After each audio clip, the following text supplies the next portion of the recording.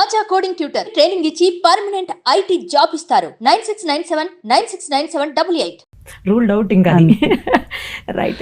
ఇప్పుడు చాలా మంది అంటే పాత వాళ్ళు సుధీర్ గారు కావచ్చు, అంతకుముందే చంద్ర గారు వాళ్ళు వెళ్ళిపోయారు అనుకోండి, ఇప్పుడు సుధీర్ గారు, తర్వాత అభి గారు, ఇలా కొంతమంది వెళ్ళిపోయారు కంప్లీట్గా, అసలు జబర్దస్త్ వదిలేశారు. తర్వాత సీను గారు కంప్లీట్గా వదిలేశారు.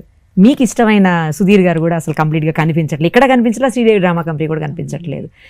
అంటే దానివల్ల ఏమన్నా రేటింగ్స్ తగ్గిన అట్లా ఏమన్నా అనిపిస్తుందా అండి? ఆ సిమ్టమ్స్ ఏమన్నా కనిపిస్తున్నాయా? ఒకటేనండి, మీరు నాకు సంబంధించినంత వరకు ఏవైనా అడగండి, నేను చెప్తా. ఇంకెవ్వరి గురించి నేను మాట్లాడినండి. అంతేనా? మంచిగాను మాట్లాడను, చెడుగాను మాట్లాడను. మంచిగా కొంతవరకు నాతో కనెక్ట్ అయిన విషయాలు నేను మాట్లాడతానేమో కానీ వాళ్ళ పర్సనల్ డెసిషన్స్, వాళ్ళ పర్సనల్ పర్సనల్ దేని గురించి నేను మాట్లాడినండి. ఇప్పుడే కాదు, ఎప్పుడు మాట్లాడినా ఇంటర్వ్యూస్ మీరు ఏదైనా తీసుకుని చూడండి. ఎందుకంటే ప్రతి ఒక్కరు దానివల్లే నాతో చాలా విషయాలు షేర్ చేసుకుంటారండి. ఓకే, ఈయన వాళ్ళు వీళ్ళని కాదండి, వాళ్ళ పర్సనల్స్, చాలా పర్సనల్స్ కూడా నాతో షేర్ చేసుకుంటారు. బికాస్ ఇంద్రజ దగ్గర చెప్తే ఇలా విని ఇక్కడికి వెళ్ళిపోతుంది కానీ ఇక్కడికి రాదు, బయట నుంచి రాదు. నాకు తెలియదని చెప్పను, తెలిసినా చెప్పను. ఎంత క్లియర్గా చెప్తున్నారు, తెలిసినా చెప్పను అని చెప్పనండి. ఎందుకంటే అది కాదు కదండి నా పని. ఓకే, మీరు నా గురించి ఏమైనా అడగండి, అండ్ నా పర్సనల్లో అడగండి, నా ప్రొఫెషనల్ అడగండి, అండ్ పర్సనల్లో కూడా మా ఆయనకి సంబంధించి ఓన్లీ ఆయన వరకే అయితే కూడా నేను మాట్లాడను.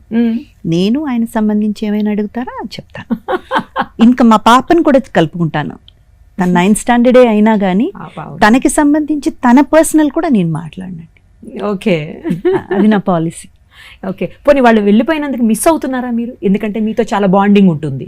అబ్సల్యూట్లీ కదా, విపరీతమైన బాండింగ్. అబ్సల్యూట్లీ సిద్ధు ఒక ఎపిసోడ్ చేసాం ఎక్స్ట్రా జబర్దస్త్లో. రామ్ ప్రసాద్ గారు చాలా, అది బాగా ఈ మధ్య ట్రెండింగ్ అండి. అది మీరు రామ్ ప్రసాద్ గారు చేసింది, వీళ్ళు లేకపోవటం అది కాదు నేను అంటుంది. వాళ్ళు లేకపోతే మీరు మిస్ అవుతున్నారా? ఇది సూపర్. అసలు కాదు, ఆ ప్లేస్ మీరు రీప్లేస్ చేసి కాదండి, కాదు. దాని మీద ఒక స్కిట్ చేశారు ఎక్స్ట్రా జబర్దస్త్లో. ఓకే, ఆయన లేకపోవడం వల్ల రామ్ ప్రసాద్ గారు ఎలా ఒంటరివాడు అయిపోయాడన్న దాని మీద ఒక స్కిట్ చేశారు. అప్పుడు ఆయన కెవ్వు కార్తిక్ అనే పర్సన్ ఇట్లా అలా స్పెక్స్ తీసుకుని ఇట్లా పెట్టుకున్న, ఐ వాజ్ లైక్, నాకు ఇంకా ఆపుకోలేకపోయాను నేను. ఏడిపోయితే నాకు నిజంగా అండి, నాకు అలా అంత ఎమోషనల్ అయ్యే పర్సన్, చాలా ఎక్కువ చూపించే పర్సన్ కాదు, అవుతాను బట్ అది పబ్లిక్లో అంత చూపించే పర్సన్ అయితే కాదు. కొంచెం అరే అందరు చూస్తున్నారన్న ఫీల్ ఉంటుంది, కానీ అప్పుడైతే మాత్రం తట్టుకోలేకపోయాను నేను. అది ఎంత మిస్ అయ్యారు, అక్కడే చూపించేశానని ఇండైరెక్ట్గా చెప్పారు. ఇప్పుడు నాకు సిద్ధు అంటే చాలా మిస్ అయ్యాను. అంటే తను అట్లా పిలుస్తారా మీరు? సిద్ధు అని, సో యా, సుధీర్ని. అదే నాకు అర్థం కాలేదు ఫస్ట్, తర్వాత ఇప్పుడు అర్థమైంది. ఓకే, తను మామూలుగా అందరూ సుధీర్ అని పిలుస్తారు, మీరు ఒక్కళ్ళే సిద్ధు అని పిలుస్తారు? అలా కాదండి, వారు ఒకరోజు వాళ్ళ అక్కయ్య వాళ్ళు ఒక ఎస్డిసి, అదే శ్రీదేవి డ్రామా కంపెనీ ఎపిసోడ్కి వచ్చినప్పుడు షీ సెడ్ దట్ ఇంట్లో మేము సిద్ధు అని పిలుస్తాము అనేసి చెప్పారు. ఓహో, సో అప్పటి నుంచి ఆయన కూడా కామెడీగా కొన్నిసార్లు నన్ను రాజీ అంటారు, అంటే మా ఇంట్లో నన్ను అలా పిలుస్తారు మిమ్మల్ని. ఓహో, సో ఊరికే కామెడీ, అది అలా అలవాటు పోయింది. నాన్న అని పిలుస్తారు మీరు, అమ్మ అంటాడు తను. చాలా బాగా అనిపిస్తుంది, అంటే మీ బాండింగ్ చాలా బాగా అనిపిస్తుంది అసలు.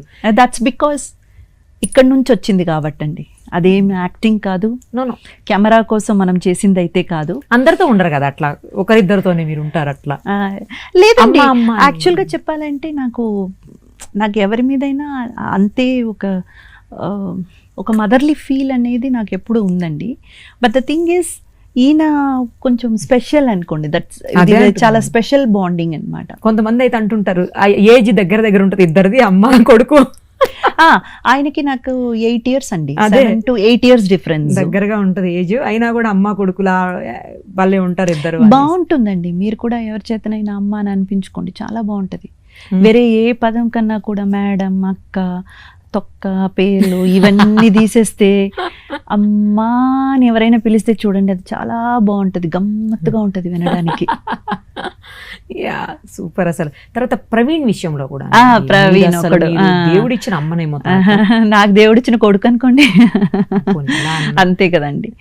చిన్న పిల్లడు, మంచి చిన్నోళ్ళండి, మంచి బాగా ఏమంటారు, ఒక లోన్లీగా ఫీల్ అయ్యే ఒక పర్సన్.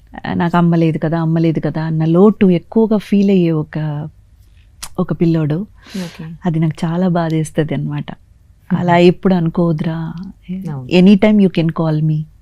మీరిద్దరు కలిసి ఒక స్కిట్, ఒక పాటలో చేశారండి, ఎంత బాగుందో. లేదు, అది స్కిట్టేనా? మదర్స్ డే సెలబ్రేషన్ లో అమ్మకు ప్రేమతో.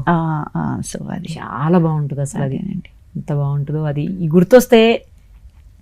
ప్రవీణ్ కూడా అంతే ఎఫెక్షన్ గా ఉంటారు, నాకు కాల్ చేస్తుంటారు, అమ్మాయి ఎలా ఉన్నారు, వచ్చారా, అది ఏదని చెప్తుంటారు.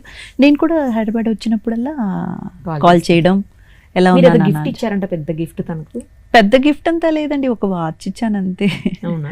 వాచ్, తర్వాత కార్ కొనుక్కున్నప్పుడు ఆ సిస్టమ్ అండి అంతే, లోపల మనకు టేప్ రికార్డర్ సౌండ్ సిస్టమ్ ఉంటుంది కదా, అది చేయించుకోనానా అని చెప్పేసి డబ్బు ఇచ్చాను అంతే. ఏదైనా కూడా అండి, ఇష్టమైన వాళ్ళు ఇస్తే గిఫ్ట్ వేరే ఉంటది. సరే, ఇంతకీ మీ పెద్ద కొడుకు ఎప్పుడు పెళ్లి చేయబోతున్నారు చెప్పండి. నేను చెప్పాను కదండి ఇందాకే, ఎవరి పర్సనల్ గురించి నేను. మీ అబ్బాయి పెళ్లి కోసం అడిగితే కూడా పర్సనల్, అది ఆయన పర్సనల్ అండి. రేపు నా కూతురికే నేను అదే చెప్తున్నాను, నీ పెళ్ళికి నాకు చెప్పి పిలవమ్మా అని చెప్తున్నాను. ఇదేంటండి? అవునండి, వాళ్ళే వచ్చి అమ్మ చూసి పెట్టంటే అది వేరండి. ఓకే, లేకపోతే మనం ఇంటర్ఫియర్ అవ్వకూడదు. అంతేలేండి, నెక్స్ట్ జనరేషన్స్ ఎలా ఉంటాయో తెలియదు కదా. మన జనరేషన్కి కూడా అవకాశం ఇచ్చి ఉండాలి, వీళ్ళు ఇవ్వలేదు కాబట్టి మనమే తీసేసుకున్నాం. ఇప్పుడు నెక్స్ట్ జనరేషన్ కైనా ముందుగా మనం చెప్పేయాలి, మన మర్యాద మనం కాపాడుకోవడం. మీరు ఛాన్స్ అన్నారు.